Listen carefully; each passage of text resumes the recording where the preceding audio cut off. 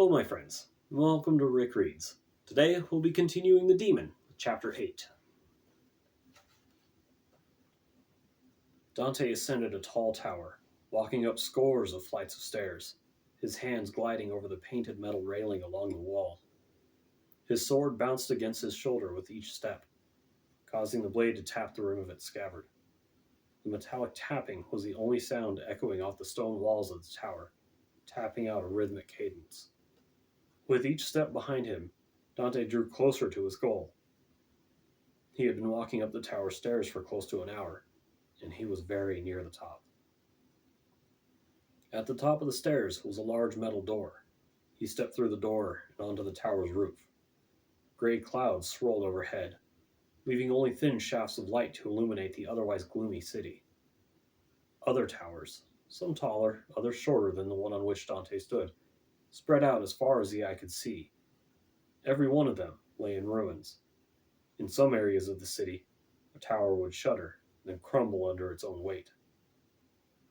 Dust and debris clouded the area around each fallen tower, but it eventually cleared, leaving only more dead, helpless victims of a pointless war. Dante stared out over the ruins and felt a tear slip down his cheek. He had survived. He was only a boy, and he had survived. He had been training with his master when the battle had erupted in the city's center. His father, a sergeant in Earth's army, immediately got the call to go to the front lines to fight. He hugged his son and his wife, and he took up his sword to kill the invaders. Eventually, Dante's mother, a field medic, was called upon as well. She stood with tears in her green eyes and told Dante to be good and stay safe. She would be back soon. Then she too left Dante in that training hall on the outskirts of the city. Hours later, Dante stood atop a lonely tower amid the rubble of at least half a dozen other buildings. Bodies littered the tower's roof around him. What had happened? Why was there a war? Why did it have to come to his home? Why did his parents have to leave him? He looked around, his small hands shaking, and tried to make sense of the carnage. There was so much blood. Broken swords lay scattered over the debris. Spent bullet casings lay in the dust or rolled in the light breeze. Scorch marks and melted stone told of powerful magic pelting the roof of the tower. And there, crushed under the rubble that had fallen from a taller tower that used to stand nearby, were a sergeant and a medic, clasping each other's hands in death, as they often did in life. Dante woke in a cold sweat in the middle of the night and sat bolt upright. His breath came in ragged gasps and his fists were clenched at his sides. He let out a feral scream of pure anguish that caused sleeping birds to take flight in fear. He had left that memory behind in another life altogether. Why it would creep into his mind after so long, he had no idea. He had left his humanity behind in that moment. In a fit of violent anger, Dante unleashed a wave of crimson hellfire that roared outward in all directions around him. Trees turned to ash in seconds, brush was obliterated, and any animal life caught in the flames was agonizingly turned to vapor. Even the soil was melted into a smooth finish. Breathing heavily from the exertion, Dante rolled over and went back to sleep, his dreams taking on an angry, murderous wheel. The next morning, Dante walked along a barren path that cut through a dense forest. The morning fog had not lifted yet, leaving visibility low. The demon was not worried. Nothing on earth could harm him. He was on too important of a mission. Eventually, his thoughts began to wander. He knew he was headed toward another city to destroy, which meant more and more humans would die at his hands. Not a pleasant thought at the time, but he knew that once he was in the middle of the destruction, his trepidation would turn to glee. He was not overly bothered by it. He accepted it as part of who he was. What bothered him were the memories of the first town he had burned. His mind kept going back to the woman he had tried to save. Why, when he was killing men, women, and children by the hundreds, did he stop to try to save one? Why her? She was certainly fairly pretty. but no more so than most of the other young human women he had killed. What was it about her that caused him to stop what he was doing? In his mind, he could see her fearful brown eyes pleading him to save her. He remembered walking through the streets and cutting down humans left and right. But when his sword rent her skin, he stopped for a brief moment to look at her. A nagging feeling tugged at the pit of his stomach. He had felt it before, but in a different lifetime, it seemed. Was it love? How could it have been? He had never seen the woman before, but she seemed to also be so familiar to him. What was it about her that had stirred him to try to heal her? There was nothing remarkable about her that he could tell. Her hair was a common color of dirty blonde, her eyes were a simple brown hue, and she wasn't at all memorable for much else. Why did she bother him so much? Eventually, Dante figured it didn't matter. She was dead, killed by his own hand. Any answers he could have found from her were gone with the ashes of her corpse. Dante, a disembodied voice whispered in his ear, interrupting his thoughts. Dante spun, searching for the source of the voice. His hand cautiously slipped to the hilt of his sword. The only thing that he saw was his shadow and a startled bird in a branch overhead. Then his shadow moved of its own accord. Dante stared at it, took his hand off his sword. As soon as twin purple lights began to glow where the shadow's eyes would be, he had his confirmation. Lord Death, Dante breathed. The purple lights narrowed, seemingly in agitation. Dante nodded, saying, "Bring me to your side, then." His willingness to comply given, Dante was transported to a dark, shadow-filled world. The entire area around the demon was endless shadow, and wisps of luminescent gray smoke rose from an unseen source. There seemed to be no up or down, left or right, yet this world seemed infinite. Dante had been here only once before, when Death had initially contacted him over half a century ago. A cloaked figure approached from nowhere, drawing nearer to Dante. As the being came closer, Dante kneeled. It was less a physical movement than a spiritual one. Everything in this world was ethereal and ghostly. Lord Death? Dante repeated reverently. Dante, the robed figure greeted. His whispered voice seemed to float through Dante's very soul like the glowing smoke of the realm. I see you're back to your old self. It was almost mildly inconvenient dealing with things without you around. Good for you that you gathered your wits quickly. Dante nodded. I apologize, Lord Death. I wasn't expecting an angel to be so brash as to attack me on Earth. I don't mean to sound insubordinate, but I thought you'd seen to it centuries ago that that law was put into practice. Death tilted his head in affirmation. I did, and I was there with another agent of mine when the laws were written. We made certain the laws were strictly enforced. No, I've killed the angel in any case, Dante offered. Of course, I'm sure you're already aware of that. I was not, Death said in surprise. I have reaped no angelic souls recently. What? Dante gasped. How's that possible? I felt his heart stop. Death shook his head and said, It doesn't matter. If this angel comes after you again, you can easily take care of him. I've seen to that. Now, enough of this petty nuisance. I have need of your services once again. To the east, as was the original plan? Death shook his hooded head. Not quite. I'm changing the plan based on new information. You are to go to Istros, in Romania. There you will look for a single person. This mission is of utmost importance, therefore it must be carried out swiftly, and without any mistakes.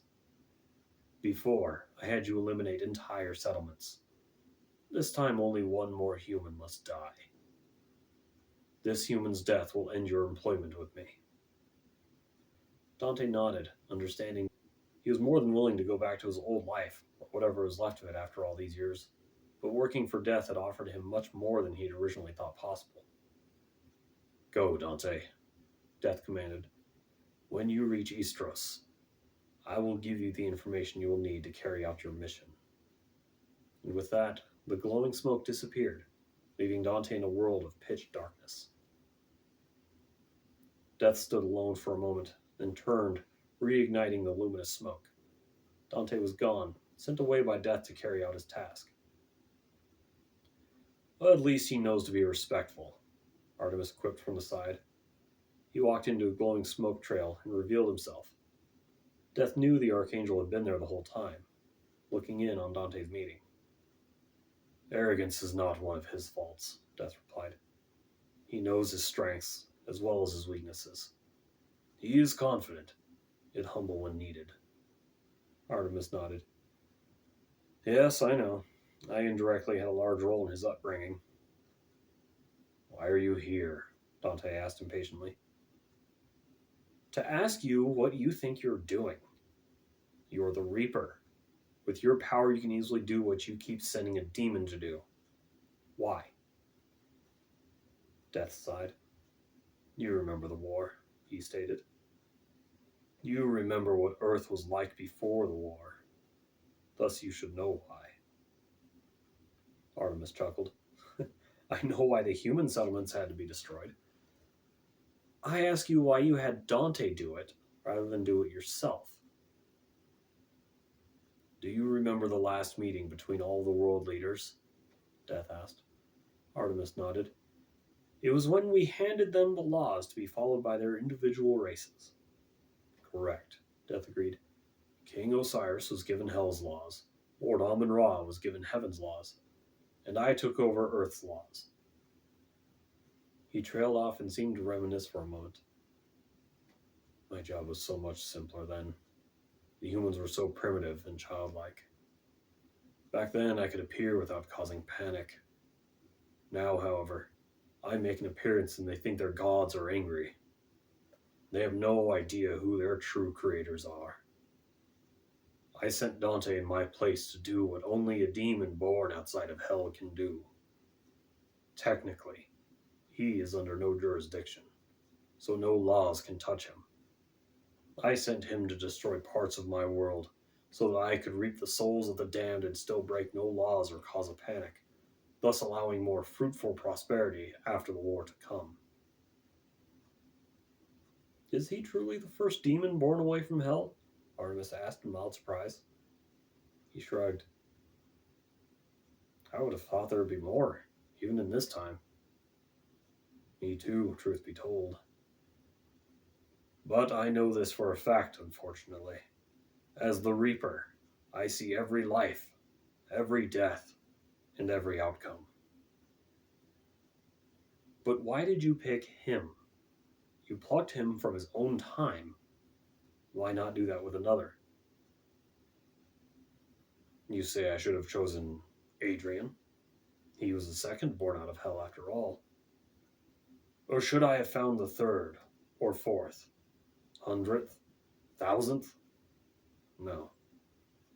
Dante is not a normal demon. He has the usual bloodthirst, with all the murderous tendencies. But he also has the self-control to stop if he so chooses, unlike Adrian or any of the others. He doesn't necessarily kill, simply for fun like most other demons. I don't know, Artemis shrugged. I rather liked Adrian. Death shook his head in defeat. You know why we could not use Adrian. He was too powerful. Dante was the weakest of them all, so I chose him. His own demonic powers hadn't fully awakened yet, so I gave him his current power. It was needed in order to allow him to level the human settlements quickly enough for me to reap the souls and use that power to cast my spell over the land. Satisfied, Artemis smiled. Good enough for me. I was merely curious. After you took Dante from his home, I felt something was amiss. Hence why I'm in this time period rather than my own. It is very risky my being here. I run the risk of causing myself all manner of problems. He turned to walk through a swirling purple and blue portal that formed behind him, but stopped and turned back to Death. Oh, I almost forgot. I need you to locate Victor's soul for me. He was not meant to die in this era, and I fear there may be ramifications if not corrected quickly. Artemis turned and stepped through the portal. Death shook his head again. Time is such a bother, he sighed. He summoned a portal of his own and stepped through in search of the angel's missing soul. Dante found himself kneeling in the soft grass where Death had called him. He stood and continued along his way. Once he was out of the forest, he would go on to Romania and find his final target. He wanted this mission to be over. He would gladly relinquish all the power Death had granted him if it meant he could go back to living his old life. It's impossible, you know, the voice stated behind him. Surprised that anyone could have snuck up on him so easily, Dante drew his sword and whirled around, brandishing his blade as a clear warning to stay away. There stood a man dressed in obsidian armor, with midnight feathered wings, and a hellish sword strapped to his back. Artemis, Dante spat. Seeing the archangel in his path brought unpleasant memories to the forefront of his mind. Why are you here? Artemis stepped around Dante, keeping well out of the demon's reach. He spread his hands to show he was there peaceably, and not to threaten the demon. I'm here to tell you something. Spill it then, Dante growled. You cannot go back to your old life, Dante, Artemis explained. Whatever Death told you, you can't have it all back when you finish your work here. What do you mean? Dante asked, growing confused by the second. You can't get your parents back. Confusion melted back into anger. You would bring that up, Dante muttered. It's your fault, you know. You're the reason why my parents died in that war. That pointless, useless war. What did it accomplish? Artemis nodded, his expression grim and sad. I know, Dante, he whispered. I know that I am to blame. If I could rewrite history, I would.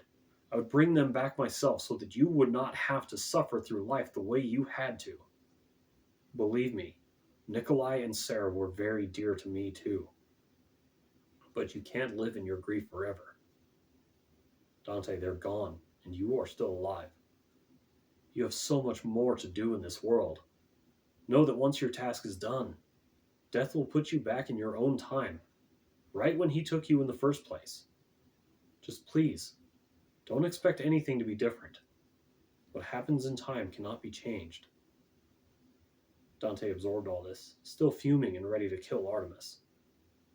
The Archangel had said the same thing about Dante's parents back when they died. Yet the fact that Artemis was involved in their deaths was never denied. Just leave me, Artemis. I lived my life without you around to help me. I can take care of myself. Go and find another godson. With that, he turned and resumed his walk through the forest, leaving Artemis alone. The Archangel shook his head and sighed. I also want to apologize for sending Victor to kill you, he whispered when Dante couldn't hear. A deep sadness welled up inside him, and he shook his head, opening another portal. He stepped through it and entered his private room in heaven. Once there, he pulled his ring out and slipped it onto his finger, changing his appearance to that which the angels knew. Sadness filling him, he went outside to see to his other duties. And that was chapter 8 of The Demon. I hope you all enjoyed it, and have a wonderful day.